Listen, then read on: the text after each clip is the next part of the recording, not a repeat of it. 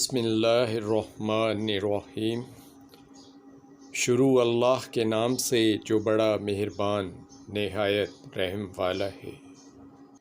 عزیز طلبہ، ہمارا پچھلا لیکچر مرزا غالب کے عادات و خصائل مولانا الطاف حسین حالی کا تحریر کردہ تھا۔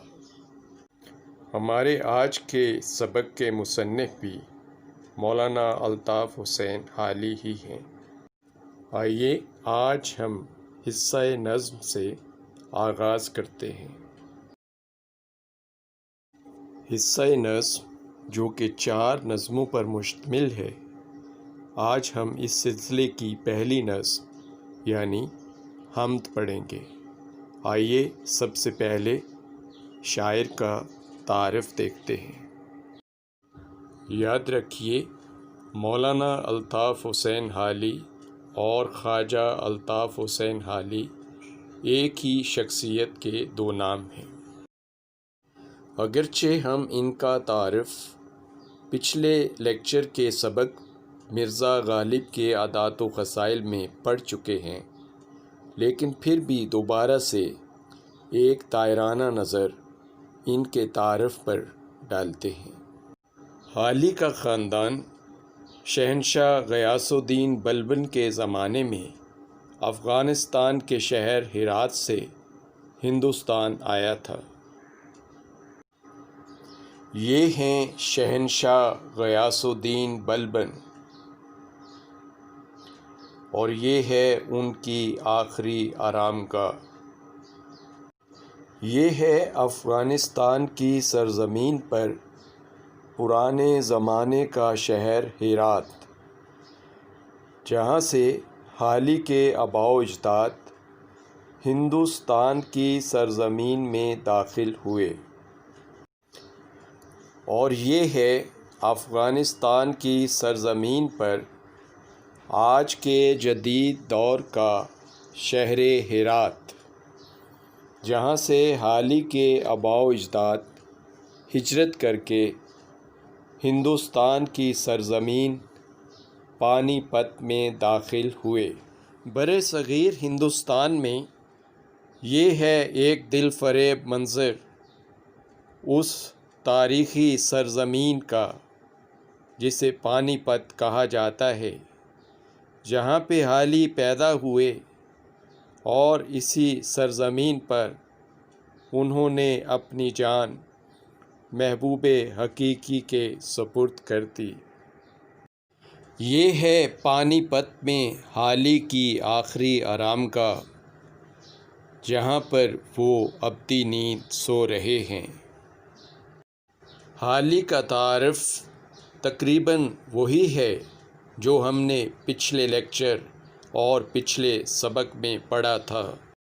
شاعری کا جنون انہیں مرزا غالب کی دہلیز پر لے گیا۔ انہوں نے شاعری سیکھنے کے لیے مرزا غالب کی شاگردی اختیار کی۔ پچھلے لیکچر کے تعارف میں ہم نے حالی کی جن کتابوں کے نام پڑھے تھے، اس لیکچر کے تعارف میں بھی وہی کتابیں ہیں۔ آئیے ہم آپ کے لیے ان کی ایک جھلک پیش کرتے ہیں۔ ان کی یہ 6 کتابیں اہل علم اور آنے والی نسلوں کے لیے ایک قیمتی سرمایہ ہیں۔ ان کی پہلی کتاب دیوان حالی کے نام سے ہے، دوسری کتاب مسدس حالی، تیسری کتاب مقدمہ شعر و شاعری، چوتھی کتاب یادگار غالب جس سے آپ کا پچھلا سبق تھا، 5ویں کتاب حیات سعدی، ان کی 6ٹھی کتاب حیات جاوید کے نام سے ہے۔ پچھلے سبق میں حالی کے تعارف سے ہم معروضی سوالات بنا چکے ہیں۔ آپ اس تعارف سے بھی چند سوالات نوٹ کر لیجئے جو کہ آپ کے پرچے میں پوچھے جا سکتے ہیں۔ پرچے کے معروضی سوال میں آپ سے یہ سوالات پوچھے جا سکتے ہیں: کس شاعر نے مرزا غالب کی شاگردی اختیار کی؟ نمبر 2، کس شاعر کو شمس العلماء کا خطاب ملا؟ نمبر 3، مسدس حالی کس شاعر کی کتاب کا نام ہے؟ باقی تعارف سارے کا سارا وہی ہے جو آپ پچھلے سبق کے تعارف میں پڑھ چکے ہیں۔ حالی کی نظم حمد پڑھنے سے پہلے آئیے دیکھتے ہیں کہ شاعری کیا ہے۔ شاعری خوبصورت اور دلکش الفاظ کا چناؤ کر کے انہیں ایک خاص انداز میں ترتیب کے ساتھ مخصوص سانچے میں ڈالتے ہوئے اپنے خیالات، جذبات، احساسات، محسوسات، تجربات اور مشاہدات کا اظہار شاعری ہے۔ مثلاً یہ بالکل ایسے ہی ہے جیسے کوئی خوبصورت اور رنگ برنگے پھولوں یا موتیوں کا ہار بنا کر کسی کو پیش کرتا ہو۔ ایسے ہی شاعر بھی اپنے خوبصورت الفاظ کی مالا بنا کر اپنی کسی محبوب ہستی کو پیش کرتا ہے۔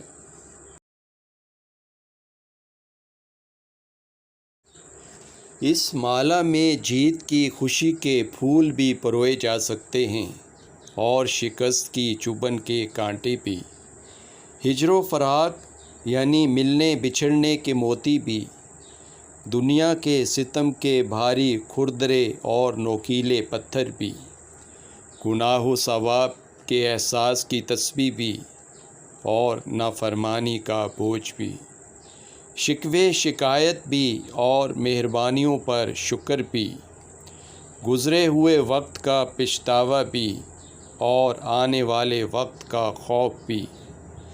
زندگی غموں اور خوشیوں کا مجموعہ ہے۔ انسان کبھی جیت کر ہار جاتا ہے اور کبھی ہار کر بھی جیت جاتا ہے۔ ان سب کیفیات اور محسوسات کا اظہار اشعار کی صورت میں کرنا شاعری ہے۔ آئیے دیکھتے ہیں مصرع کیا ہوتا ہے۔ کسی شعر کی ایک سطر کو مصرع کہا جاتا ہے۔ مثلاً پہلے آتی تھی حال دل پہ ہنسی۔ شعر کیا ہوتا ہے؟ ایک شعر دو مصرعوں پر مشتمل ہوتا ہے۔ مثلاً پہلے آتی تھی حال دل پہ ہنسی، اب کسی بات پر نہیں آتی۔ قطع دو اشعار پر مشتمل ہوتا ہے۔ مثلاً مرزا محمود سرحدی کا یہ قطع ملاحظہ فرمائیں۔ شاعری میں بند کیا ہوتا ہے؟ دو سے زیادہ اشعار پر مشتمل بند کہلاتا ہے۔ جس نظم کے بند میں 5 مصرعے پائے جاتے ہوں اسے مخمس نظم اور جس کے بند میں 6 مصرعے ہوں اسے مسدس نظم کہتے ہیں۔ مثلاً اس کتاب میں شامل نظم برسات کی بہاریں مخمس نظم کی زندہ مثال ہے۔ آئیے دیکھیے، اس بند میں 5 مصرعے پائے جاتے ہیں، یعنی 2 اشعار اور 1 مصرع۔ اس کتاب میں کوئی مسدس نظم نہیں۔ مسدس نظم کے لیے کلاس دہم کی کتاب سے میر انیس کی یہ نظم دیکھیے، جس کے ہر بند میں 6 مصرعے پائے جاتے ہیں، یعنی 3 اشعار۔ نظم کا نام ہے میدان کربلا میں گرمی کی شدت۔ اس کے ہر بند میں 6 مصرعے یعنی 3 اشعار پائے جاتے ہیں۔ نظم کیا ہوتی ہے؟ آئیے نظم کی تعریف پڑھتے ہیں۔ نظم کے لغوی معنی تنظیم اور ترتیب کے ہیں۔ نظم کا ایک مرکزی خیال ہوتا ہے۔ نظم کے لیے ہیئت اور موضوع کی کوئی پابندی نہیں۔ پوری نظم ایک بحر میں ہوتی ہے۔ اس میں قوافی کا ایک متعین نظام ہوتا ہے۔ حمد کیا ہے؟ اپنے رب کی ذات و صفات اور عظمت کو شاعرانہ انداز میں بیان کرنا حمد کہلاتا ہے۔ نوٹ: حمد اور نعت عام طور پر غزلیہ انداز میں لکھی جاتی ہیں، اسی لیے ان کو لکھتے وقت خاص طور پر الفاظ کے وزن، اتار چڑھاؤ اور غزل کے قواعد و قوانین کو مد نظر رکھا جاتا ہے۔ ان کو لکھنے، پڑھنے اور سمجھنے کے لیے چند باتیں ذہن نشین کرنا نہایت ضروری ہے، جو کہ مندرجہ ذیل ہیں۔ نمبر 1، غزل کا پہلا شعر مطلع اور آخری شعر مقطع ہونا چاہیے۔ مطلع کیا ہے؟ مطلع کے معنی نکلنے کی جگہ یا نکلنا کے ہیں۔ غزل کے پہلے شعر کو مطلع کہا جاتا ہے۔ چونکہ غزل اس شعر سے شروع ہوتی ہے، مطلع کے لیے ضروری ہے کہ اس کے دونوں مصرعے ہم قافیہ اور ردیف ہوں۔ اگر ایسا نہ ہو تو ہم اس شعر کو مطلع کہنے کی بجائے غزل کا پہلا شعر کہیں گے۔ مثلاً غالب کی ایک غزل کا یہ مطلع دیکھیے: دل ناداں تجھے ہوا کیا ہے، آخر اس درد کی دوا کیا ہے۔ اس شعر میں ہوا اور دوا قوافی ہیں، جبکہ کیا ہے اس کی ردیف ہے۔ شاعری میں مقطع کیا ہے؟ مقطع کے لغوی معنی ختم کرنے یا کاٹنے کے ہیں۔ اصطلاح میں مقطع غزل کے آخری شعر کو کہا جاتا ہے، جس میں شاعر اپنا تخلص استعمال کرتا ہے۔ اگر آخری شعر میں شاعر اپنا تخلص استعمال نہ کرے تو وہ مقطع نہیں ہوگا، بلکہ غزل کا آخری شعر کہلائے گا۔ مثلاً میر تقی میر کی ایک غزل کا مقطع دیکھیے: میر ان نیم باز آنکھوں میں، ساری مستی شراب کی سی ہے۔ شاعر کا نام میر تقی ہے، جبکہ تقی ہی اس کا تخلص ہے، یعنی شاعرانہ نام ہے۔ اس طرح اس کا پورا نام میر تقی میر ہے۔ میر پر یہ علامت تخلص کی ہے۔ غزل میں قافیہ اور ردیف کا استعمال ہونا چاہیے۔ آئیے دیکھتے ہیں قافیہ کیا ہے اور ردیف کیا ہے۔ شعر کے آخر میں ردیف سے پہلے آنے والے ہم آواز اور ہم وزن الفاظ کو قافیہ کہا جاتا ہے۔ ہر شعر میں قافیہ تبدیل ہوتا ہے، مگر ان کی آواز ایک جیسی رہتی ہے۔ قافیہ کی جمع قوافی، مثلاً سوا، سرا، ادا، کھلا، گدا اور گلا وغیرہ۔ یہ تمام کے تمام قوافی ابھی پڑھی جانے والی نظم حمد میں استعمال کیے گئے ہیں۔ ردیف: شعر کے آخر میں قافیہ کے بعد آنے والا لفظ یا الفاظ کے مجموعے کو ردیف کہا جاتا ہے۔ ہر شعر میں ردیف کا لفظ یا الفاظ ہو بہو دہرائے جاتے ہیں اور ان میں کوئی تبدیلی نہیں آتی۔ مثلاً تیرا، ہے، ہیں اور کی بہاریں وغیرہ۔ اس کتاب کی نظموں میں یہ ردیف استعمال کیے گئے ہیں۔ اشعار کی تشریح کرنے سے قبل چند باتیں ذہن نشین کر لیجیے۔ پہلے یہ کہ غور کریں شعر یا بند کس شاعر کی غزل یا نظم کا ہے۔ شاعر اور نظم کا نام لکھیں۔ نظم کے برعکس غزل کا کوئی نام نہیں ہوتا، اس لیے صرف شاعر کا نام لکھیں۔ شعر غزل کا مطلع یا مقطع تو نہیں؟ اگر ہے تو تشریح میں اس کا اشارہ کریں۔ شعر کی زبان کیسی ہے؟ آسان یا پیچیدہ؟ شاعر کس سے مخاطب ہے؟ محبوب حقیقی یا محبوب مجازی یعنی غیر حقیقی یا دوست احباب عام لوگوں سے؟ آیا کہ شعر میں تشبیہ، استعارہ، کنایا یا کسی تلمی کا استعمال ہوا ہے؟ شاعر کس کیفیت میں ہے، خوش یا اداس، محبت یا نفرت، ہجر یا فراق، شکوہ و شکایت یا تعریف؟ آخر میں شعر میں جو بات کہی گئی ہے اسے مختصراً مگر آسان الفاظ میں اس طرح سے بیان کریں کہ شاعر کا پیغام عام آدمی تک پہنچ سکے اور اسے سمجھ آ سکے۔ آئیے دیکھتے ہیں حمد کے مقاصد تدریس کیا ہیں۔ نمبر 1، طلباء کو حمد و ثناء کے معنی و مفہوم اور اہمیت سے متعارف کرانا۔ نمبر 2، طلباء کو اللہ رب العزت کی ذات و صفات کے مختلف پہلوؤں سے آگاہ کرنا۔ نمبر 3، طلباء کے دلوں میں توحید کی عظمت اور ایمان کی پختگی کا احساس پیدا کرنا۔ حمد پڑھنے سے پہلے آئیے اس کتاب کے فرہنگ سے مشکل الفاظ پر ایک طائرانہ نظر ڈالیں۔ آفاق، افق کی جمع، آسمان کے کنارے۔ بھید، راز، پوشیدہ بات۔ حمد سرا، حمد کہنے والا۔ خلعت، لباس، رنگ بیان، بیان کرنے کا انداز، اظہار کا انداز۔ صبا، صبح کی ہوا۔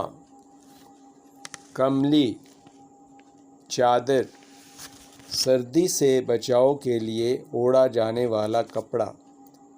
گدھا، فقیر، بھکاری، منگتا۔ محیط، احاطہ کرنے والا، گھیرنے والا۔ مہک، خوشبو۔ آئیے اب حمد کے اشعار کو پڑھتے ہیں۔ قبضہ ہو دلوں پر کیا اور اس سے سوا تیرا، ایک بندہ نافرماں ہے حمد سرا تیرا۔ گو سب سے مقدم ہے حق تیرا ادا کرنا، بندے سے مگر ہوگا حق کیسے ادا تیرا۔ محرم بھی ایسا ہی جیسا کہ ہے نامحرم، کچھ کہہ نہ سکا جس پر یاں بید کھلا تیرا۔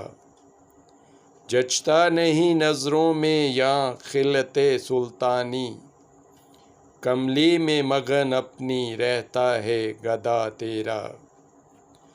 تو ہی نظر آتا ہے ہر شے پہ محیط ان کو، جو رنج و مصیبت میں کرتے ہیں گلہ تیرا۔ آفاق میں پھیلے گی کب تک نہ مہک تیری، گھر گھر لیے پھرتی ہے پیغام صبا تیرا۔ ہر بول ترا دل سے ٹکرا کے گزرتا ہے، کچھ رنگ بیاں حالی ہے سب سے جدا تیرا۔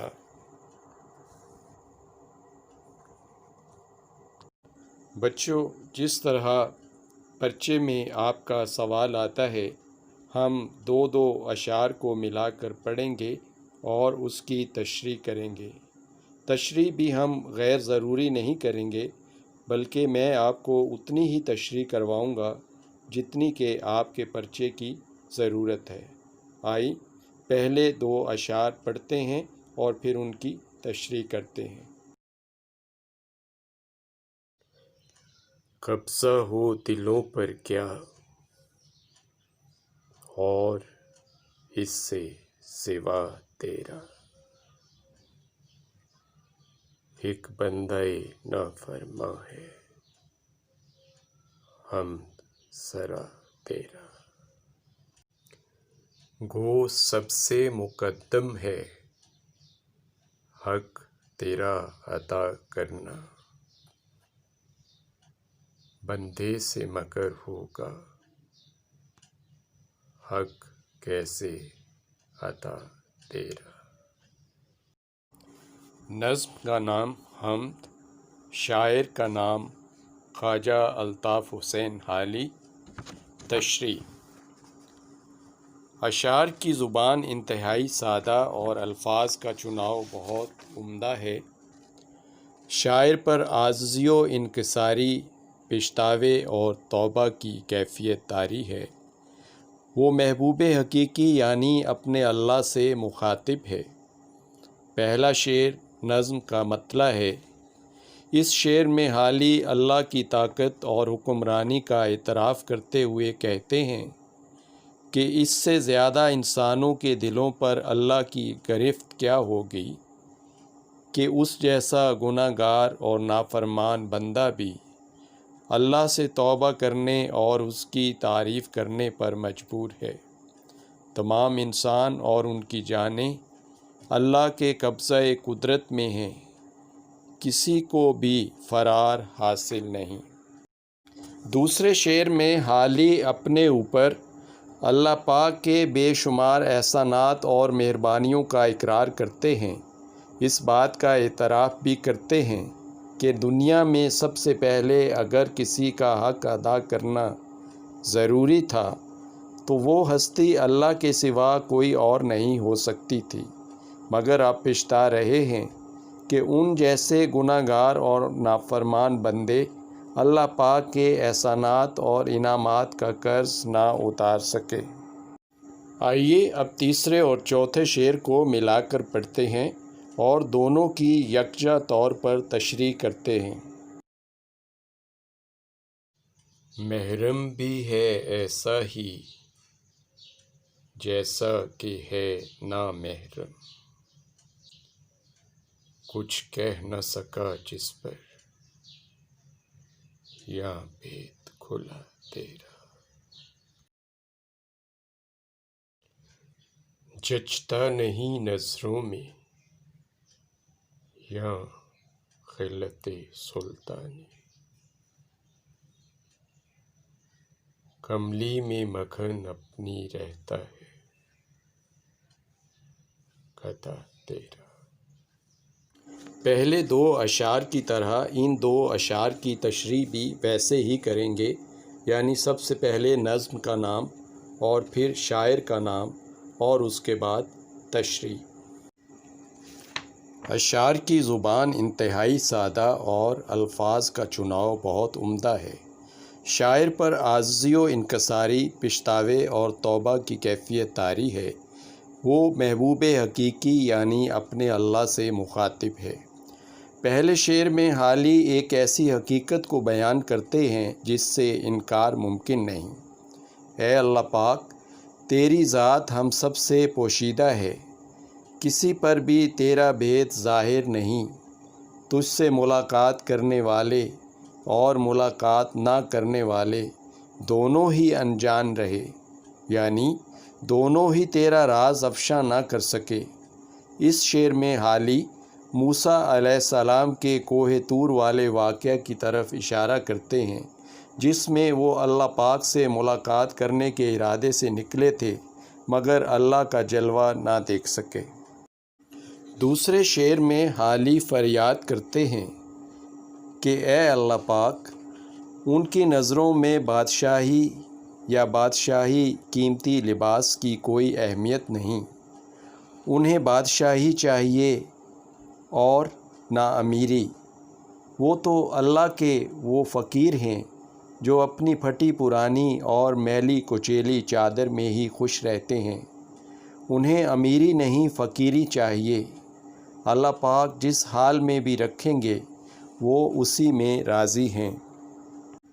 آخری تین اشعار ملا کر پڑھے جائیں گے اور تینوں کی مشترکہ طور پر تشریح کی جائے گی۔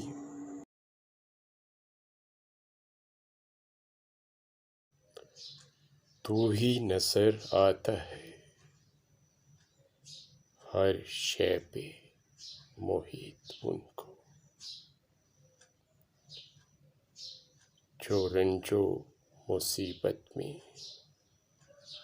کرتے ہیں گلہ تیرا۔ آفاق میں پھیلے گی، کب تک نہ مہک تیری گھر گھر لیے پھرتی ہے پیغام صبا تیرا۔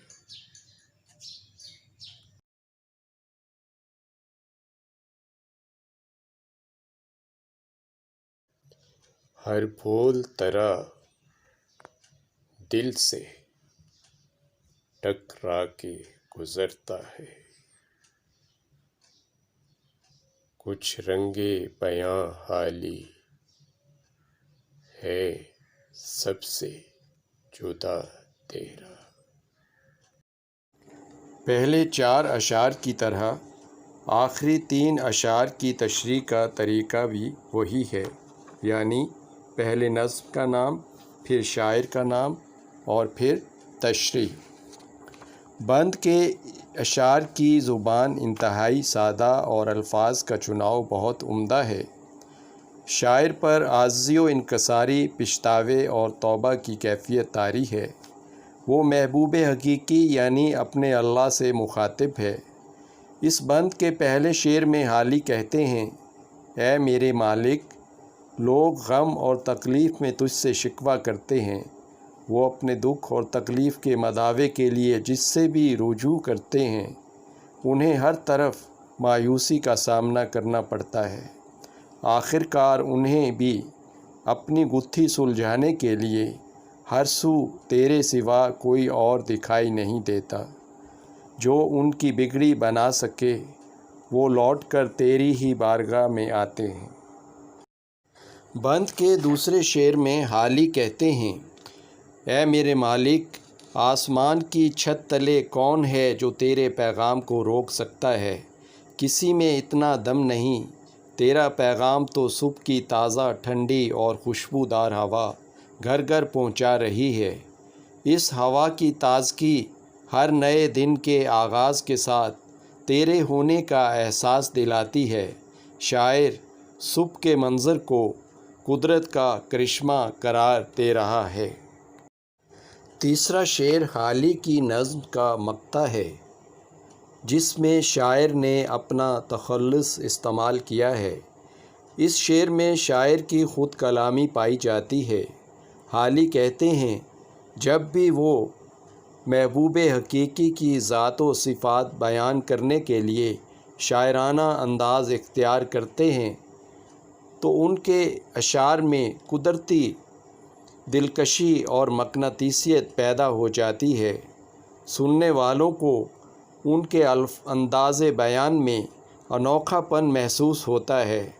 لوگ انہیں اس بات پر داد دیتے ہیں کہ حالی کا محبوب حقیقی کی شان بیان کرنے کا انداز دوسروں سے منفرد ہے، جو کہ ان کے لیے باعث فخر ہے۔ آئیے ہم مشقی سوالات اور ان کے جوابات کو بھی دیکھ لیں، جو کہ نہایت آسان ہیں۔ پہلا سوال ہے، کون سا بندہ حمد سرا ہے؟ نظم حمد میں شاعر خود یعنی خواجہ الطاف حسین حالی حمد سرا ہیں۔ ب، کس کا حق سب سے مقدم ہے؟ جواب، دنیا و آخرت میں اگر ہم پر کسی کا حق ادا کرنا سب سے مقدم ہے تو وہ اللہ تعالیٰ کی ذات ہے، کوئی اس کی برابری نہیں رکھتا۔ ج، محرم اور نامحرم میں کیا فرق ہے؟ محرم سے مراد جاننے والا اور نامحرم سے مراد ناواقف، یعنی اللہ کی ذات سب سے پوشیدہ ہے، خواہ اس کا کوئی ماننے والا ہو یا انکار کرنے والا، کوئی بھی اس کا راز نہ پا سکا۔ د، اللہ کا گدھا کس میں مگن رہتا ہے؟ اللہ کا گدھا یعنی شاعر اپنی کملی ہی میں مگن رہتا ہے۔ اللہ اسے جس حال میں رکھے ہوئے ہے وہ اسی میں خوش ہے اور اپنے مالک کا شکر بجا لاتا ہے۔ ہ، باد صبا گھر گھر کیا لیے پھرتی ہے؟ باد صبا گھر گھر اللہ کا پیغام لیے پھرتی ہے، یعنی سب کو اس کی موجودگی کا احساس دلاتی ہے کہ وہ ازل سے تھا، ہے اور ہمیشہ رہے گا، کوئی اس کا شریک نہیں۔ سوال نمبر 2، اس حمد میں شاعر نے اللہ تعالیٰ کی کون کون سی صفات بیان کی ہیں؟ حمد میں شاعر نے اللہ کی درجہ ذیل صفات بیان کی ہیں: دلوں پر قابض ذات، سب سے مقدم ذات، سب سے پوشیدہ ذات، ہر شے پہ محیط ذات، ہر جگہ موجود ذات۔ اعراب لگا کر تلفظ واضح کریں۔ سوال نمبر 6، آئیے ہم ان الفاظ کو درست تلفظ کے ساتھ پڑھتے ہیں اور اعراب آپ ان پر خود لگائیں گے۔ بندہ نافرماں، حمد سرا، مقدم، محرم، خلت سلطانی، رنج و مصیبت، آفاق، رنگ بیاں۔ سوال نمبر 8، نافرمان اور نامحرم میں نا سابقہ ہے۔ آپ ایسی 5 مثالیں اپنی کتاب میں چن کر لکھیں جن میں نا سابقے کے طور پر استعمال ہوا ہو۔ آئیے سوال نمبر 8 کا جواب دیکھتے ہیں کہ نا سے کون کون سے الفاظ بن سکتے ہیں۔ نامناسب، ناکام، نادان، نااہل، نابالغ۔ اس کے علاوہ بھی آپ مزید الفاظ خود سے بنا سکتے ہیں۔ بچوں، ان سوالات کے علاوہ دیگر تمام مشقی سوالات غیر ضروری اور اضافی ہیں جن کا آپ کے پرچے کے پیٹرن سے کوئی تعلق نہیں ہے، لہٰذا آپ انہیں چھوڑ دیجیے، سوائے قافیہ اور ردیف کے جن کو ہم شروع میں ہی لکھ چکے ہیں۔ اس کے ساتھ ہی آج کے لیکچر کا اختتام ہوا چاہتا ہے۔ میں ناصر محمود آپ سے اجازت چاہتا ہوں، اس دعا کے ساتھ کہ اللہ پاک ہم سب کو اپنی حفاظت میں رکھے۔ آمین۔